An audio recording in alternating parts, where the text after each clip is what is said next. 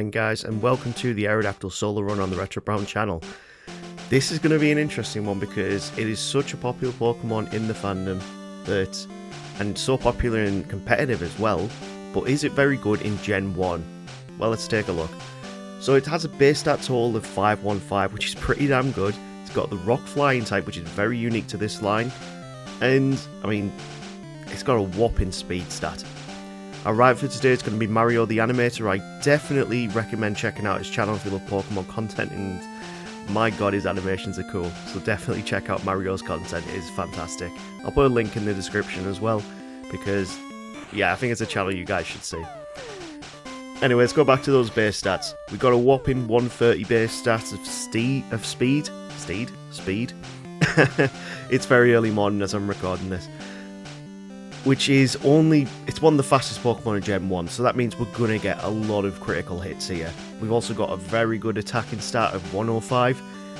But I'm honestly really surprised at the low defense stat of 65. That is really weird for a rock-type Pokemon to have such a low defense stat, but either way.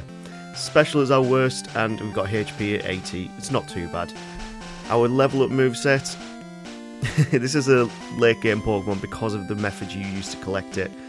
Pretty much you buy the 7th gym by the time you normally get this Pokemon, so yeah, we don't get another move until level 33, and it's not even a good move, it's supersonic. But we do start off with Wing Attack, which is Stab for us, and we get Agility, which we will get rid of because we don't allow the badge boost glitch. But in the early game, when you have no badges, not a problem to use then. We're going to go straight for the rival on the west of Viridian, and you know what, at level 5, we can actually do this. We can actually win this fight at level 5. We go against level 9 Pidgey, which it's annoying because it sets up sand attacks, but the Squirtle, it does no bubble at this point, and even with 9 HP, we actually beat this fight with a critical hit.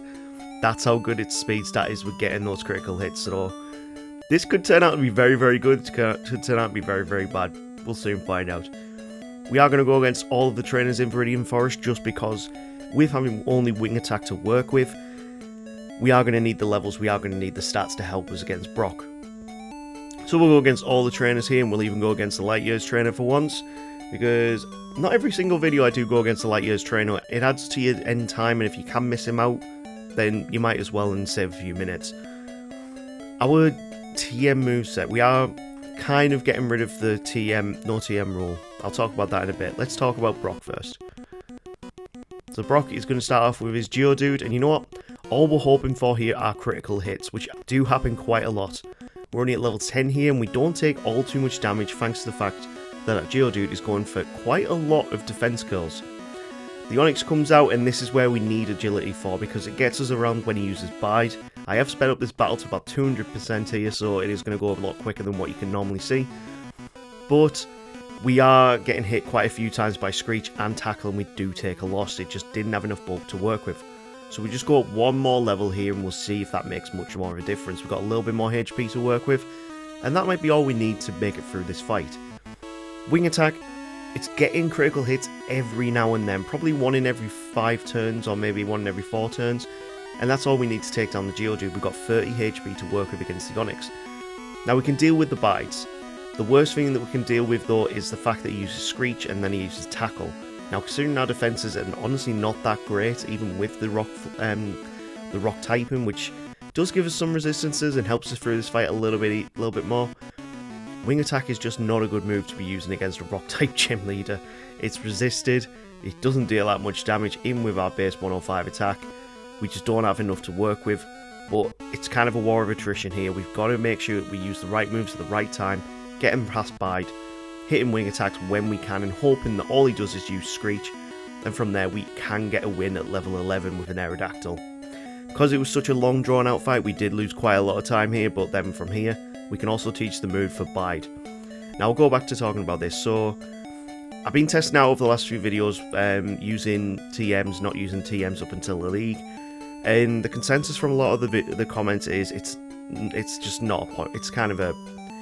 It's not a favoured rule for this channel, so I am going to completely get rid of that rule, but I'm going to do a suggestion from Sailor Emma, which is I'm only going to use a certain amount of TMs per run.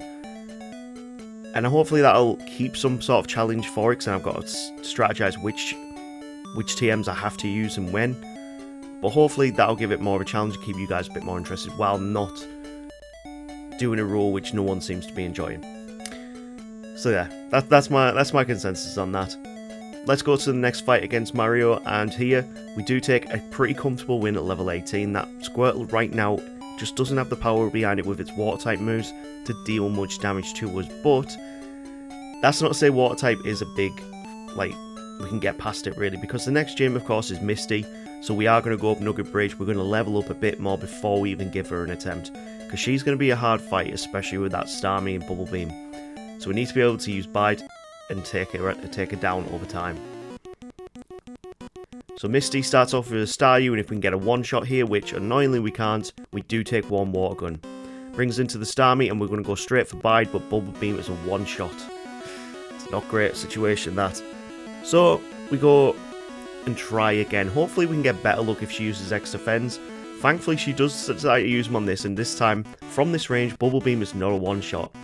Meaning we can get a Bide in and get a comfortable win there. But that is a wholly luck-based battle when you use Bide. And the fact that she can use her extra defense is the only avenue that gives us a chance to stop Bide up. That brings us then to the SSN, where we have another rival fight with Mario. Here, he's got a much better team, but to be fair, an Aerodactyl at this level, it's pretty good to take out in this team. But we don't do too well against this Wartortle, who is now learned Water Gun, and yeah, we take a loss there to Mario. That brings us to another attempt, and of course this time we get much better luck. The Kadabra doesn't deal much damage out, we get a critical hit, and that brings us into the Wartortle with much more HP to work with. Water Gun is taking out sizable damage now, but it's not enough in our bulk managers to get us through. And that brings us to the third gym, which is probably the hardest matchup for us in this entire run. Let's see how we do. So the reason why this is actually a hard fight for an Aerodactyl, we still only have Wing Attack to work with here. Yeah, which is resisted by every single one of his Pokemon, and even at level 25, we don't even one-shot the Pikachu. And that's a bad situation to be in. We get Paralyzed, Thunderbolt does huge amounts of damage, so we have to go up to level 28 and hope for much better luck here. We get hit by a Sonic Boom, which doesn't help us out, but from here we can one-shot the Pikachu. We go straight for Bide, he goes for an X speed, and thankfully Thunderbolt does not do enough damage, meaning a second gym in a row, we have to rely on Bide to get us through. I've probably started using Bide a lot more than I ever thought I would do on this channel, and you know what? Use it right, it's a good move, but only in the early game of a Pokemon Blue run. I cannot understand why I would use this into the late game. Oh my god, I've just thought of another challenge. I should really do a Bide only challenge on this channel, shouldn't I? Because I've got a Psywave only challenge that I'm working on. But my god, think about a Bide only challenge. That would be hard. Let me know down in the comments if you want to see a Bide only run at some point. But don't expect it anytime soon, because that would take ages to record. That brings us now to Lavender Tower with the next rival fight, and we are sweeping through this at level 31. We've still only got Wing Attack, Agility, and Bide. I've not taught any other moves yet, but in 2 more levels we will get another move. It's probably not what I'm going to use though, because with us heading over to Celadon, we can pick up our next TM. Well, it's going to be a HM, and that is Fly, which is just far, far superior to Wing Attack. Even though it's a 2-turn move, it gives us a chance to avoid a hit, so that's very valuable here anyway. And we're going to go and pick up the coin case, because I'm going to go and pick up 2 more moves from the Celadon game corner. We pick up some coins, we start gambling, and I really wish my luck was a lot better and I just got 300s every time, because this does take ages to get all the way up to 999 coins. But this is what we have to do to get these powerful moves that we really want. Now, one of them is a really powerful move, the other one I'm just using because I've not used it before. Let's see how we do against Erica. So the 2 moves in question that I was talking about, we have gone for Hyper Beam, we've gone for Dragon Rage. Honestly, the only point that I am really wanting to use Dragon Rage for is the fact that there are going to be Rock-type Pokemon coming up in the likes of Rhydon and Onix for Giovanni and Bruno, where we won't have a super effective hit that will hit them. I've just talked through the entire Erica fight there, I'm very sorry, but it was kind of a boring fight for a flying type. We get 4 badges, we move on. So yeah, this is the reason that I was going to show you. So the reason why I wanted Dragon Rage was the fact that it'll actually do a consistent 40 damage on every rock type Pokemon, which honestly kind of valuable. I didn't think I'd actually find a use for Dragon Rage, but I saw it on the moveset and I was like, you know, I'm going to try it out, and then I realised, you know what, actually worthwhile using for an Aerodactyl run. That brings us to Lavender Tower. We complete that, pick up the Poké Flute, and then open up the game to move forward. So we are going to use the HP up that we found in Lavender Tower, and then we'll fly over to... Should we go to Saffron or should we go to Zelda? We'll go to Saffron. You know, this is a good Pokemon, and I think even at a low level, it's going to be able to beat Silph. So let's go give that a try now. Let's see how we do against the rival. Pidgeot is out first, and of course we're level 36, going against a level 37 Pidgeot. We don't really have a super effective move because in Pokemon Blue, the only way you can get a rock type move is to trade it from a later generation, and even then it's an egg move of Rock Throw. You can't, I think it can learn Rock Slide, and then you can port it back from a previous a later generation, but yeah, in normal Pokemon Blue, you can't learn a rock type move as an Aerodactyl. It's weird. It really is weird. Anyway, we beat the rival 5 pretty comfortably because of Hyper Beam, which being such a good move. And then we head against Giovanni again. Kangaskhan is out second, and it can tank a Hyper Beam at this range, so we have to recharge, and then we go for Bite. Rhyhorn is up next, and of course we go for the Dragon Rages. And Nidoqueen's out last. It tanks a Hyper Beam, but because of our bulk, we can actually do pretty good here. We get a first time win. And then, you know what? Let's go beat Sabrina, because with us being a physical attacking Pokemon and we're really fast, this should be an easy fight for us. Hyper Beam should just sweep its way through the entire fight. Or so you'd think. Sabrina starts out with her Kadabra and its defenses are garbage, so Hyper Beam for the win. Mr. Mime Hyper Beam for the win. And then the problem in Venomoth came out. It tanked a Hyper Beam, meaning we had to go for a recharge turn, and we got paralysed. So yeah, we didn't have enough to work with against the Alakazam, who set up a Reflect, and this is just genuinely bad strategy on my part. This time we go for Hyper Beam again because we know it takes out the first two, and this time then we go for Fly. Super effective against the Venomoth, meaning we can get...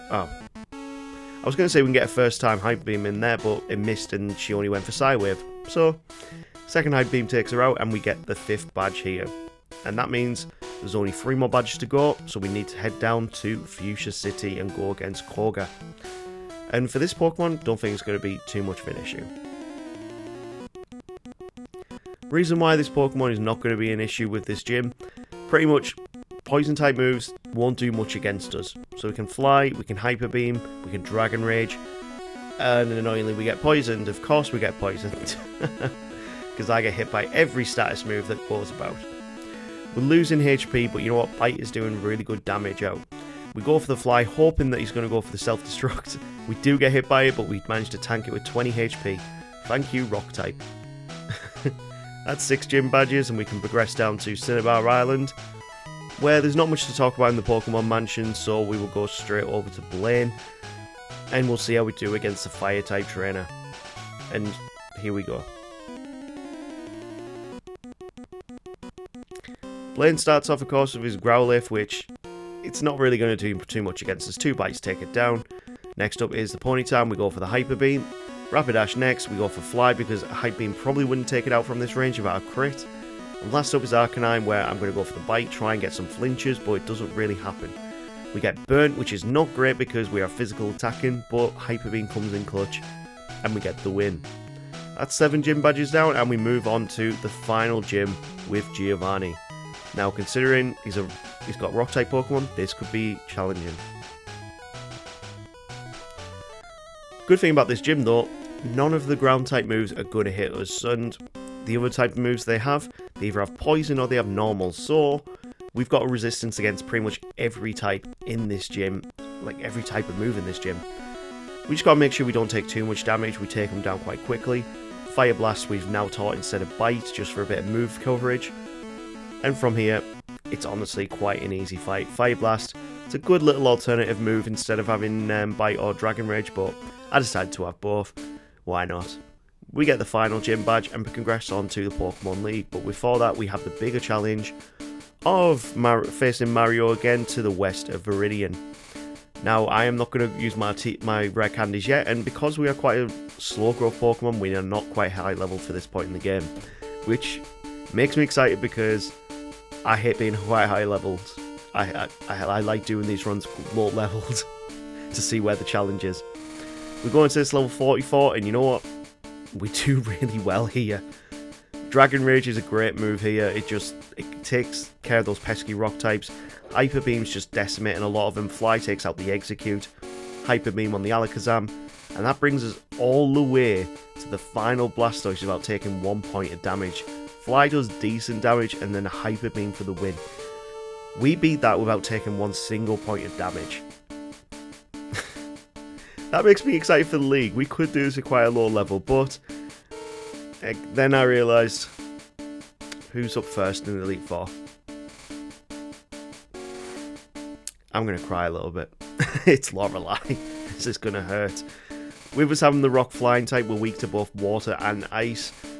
And yeah, this is just going to hurt. Because we don't have any super effective moves. So let's see how we do at level 45. And yeah. Aurora Beam's a one shot with a crit. What about level 50? Can we do this level 50? Hyper Beam's still not... Yeah. Yeah. Yeah. Not good enough.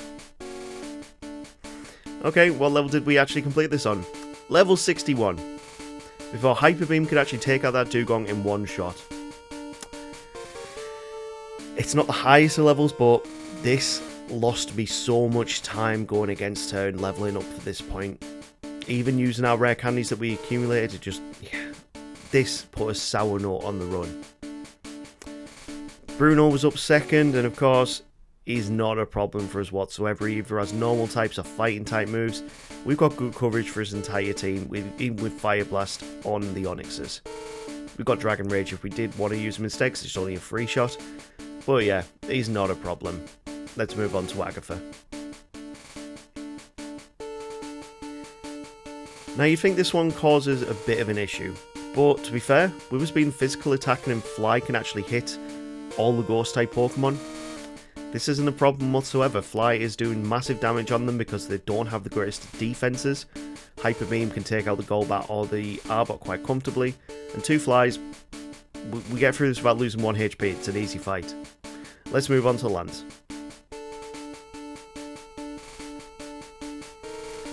So Lance of course starts off with his Gyarados and this is the problem. If we do not Hyper Beam crit that Gyarados, we lose instantly a Hydro Pump. It's that powerful of a move. That brings us to Aerodactyl v Aerodactyl. You know what, Dragon Rage, great move to be using here. Annoyingly, he does use a Hyper Potion, and because he recovers his HP, we're on 4 HP going into the Dragonite, where we just can't deal out enough damage with a crit Hyper Beam. And we lose to a Dragon Rage. That's just my luck. Yeah. This just shows you how much damage Hydro Pump does. He's 4 levels below us, and Hydro Pump crit is a one shot, which happens quite a lot. So what we need to do is either get a miss on his moves, or we need a critical with Hyper Beam to make it through at this point. Hyper Beam is more enough to take out the Dragonairs, and then that just brings in the Aerodactyl he walled us last time. So we are going to go for the Fire Blast. Hopefully we get a burn, because that means his attack will be completely nerfed. But 3 Fire Blasts take him down. We've got a lot of HP to work with when it comes to the Dragonite. I'm going to go for Fly just so he can keep out of the range of his attacks and take a comfortable win. It just depends on the look of the moves, really. But now it's the champion, and see how Mario does against us here. So we're going to start off against the Pidgeot. We've actually switched out one move now for Toxic. Yeah, we got rid of Dragon Rage at the final part just for Toxic. And that's just because I wanted to do some cheesy strats here. Rhydon is out next, and we use Toxic just because here it's got a lot of HP to work with. So so we might as well try and take down its HP at the same time as using Fire Blast. And I just want to see a toxic Aerodactyl. If you don't like that, oh well, feel free to put a dislike on it, doesn't bother me. Anyway, we take down the Arcanine, that brings us into the Executor, where a Fly will do one-shot damage, and that brings us into Blastoise. Hyper Beam gets a crit, but is not a one-shot. But our luck recently has been amazing. He goes for 2 withdraws, giving us an opening to recharge, Hyper Beam for the win, and get Aerodactyl as the Pokemon League champion. Thank you, Mario. You've been a great rival today. Aerodactyl finishes at level 64 at 3 hours 44 minutes. That's a decent time and run, just not as happy on the level. Either way, I'm happy with this run. It's a good run. It's a good Pokemon, even with the limited moveset. Let's see what we're going to do the run with next week. So the first spin on the wheel is going to be Venusaur. You know, we've done nothing from this line for a little while now. It might be good to close out this line. Second up is... No, I'm not doing a Pidgey run. I really wish I've done the Pidgey run before I put in the no sand attack rule. But my god, no, that's going to be a hard run. Last up was Charizard. You know what? No. I'm going to go with the Venusaur run. I want the challenge with a grass type. We haven't done a grass type for a little while. If you got to this point in the video, guys, please smash that like and subscribe. I really appreciate it. You legends. And I will see you on the very next video next week with the Venusaur only run. Take care.